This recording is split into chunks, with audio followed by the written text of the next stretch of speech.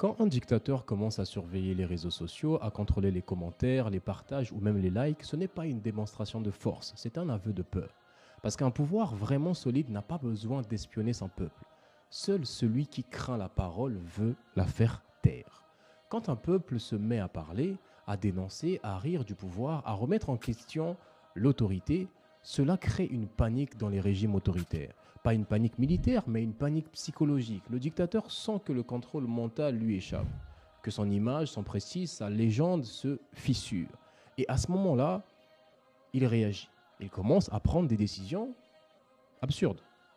Au Togo, en ce moment, le gouvernement a récemment annoncé une surveillance massive des communications sur les réseaux sociaux. Quiconque produira, reproduira, publiera, en fait, partagera des contenus qui sortent du cadre légal en vigueur sera l'objet de poursuites sans compromis et sans complaisance. Officiellement, c'est pour préserver la sécurité nationale. En réalité, c'est la peur du ridicule, la peur de perdre la main sur la narration. Je vous le dis toujours, la guerre actuelle, c'est une guerre d'information. Car dans les dictatures modernes, le pouvoir ne repose pas seulement sur les armes, mais sur la maîtrise de l'info. Pareillement, en fait, il en serait de même pour quiconque publiera un commentaire, oui, un commentaire validant une publication illicite. Le vrai champ de bataille, c'est le web.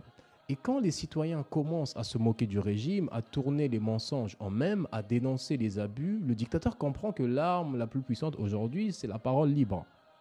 Ce genre de réaction n'est pas nouvelle.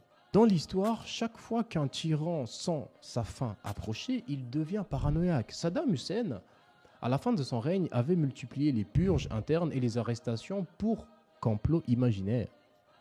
Ceausescu, en Roumanie, quelques semaines avant sa chute, faisait interdire les chansons et les poèmes jugés dangereux.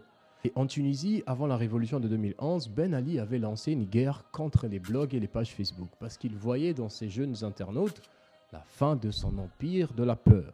Ce qu'ils ont tous en commun, c'est ce réflexe. Quand le peuple commence à penser, il panique. Parce qu'un peuple qui réfléchit devient imprévisible. Un peuple qui rit du pouvoir devient ingérable. Et un peuple qui s'informe devient ingouvernable par la peur. Alors quand un gouvernement dit vouloir surveiller les réseaux sociaux, il faut comprendre le message caché. Il a peur.